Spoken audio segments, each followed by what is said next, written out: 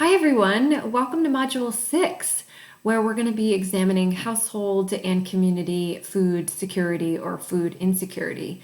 In the learning materials this week, I've created a short lecture that examines national level prevalence data and household food insecurity and security data. So we'll be looking at definitions and also the numbers and some of the trends, historical trends related to food insecurity, as well as a brief examination of federal nutrition assistance programs and then some solutions that have been offered up to both mitigate or eliminate food insecurity. And then the second part of this week is an attempt to humanize some of these numbers. So for the assignment, I have included the SNAP challenge.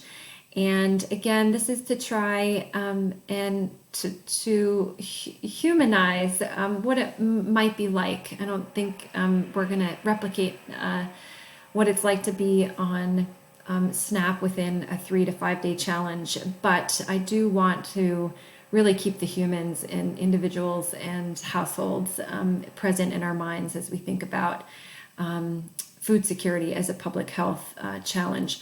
So please reach out if you have any questions or comments, and I'll look forward to reading your experiences on Yellow Dig later in the week.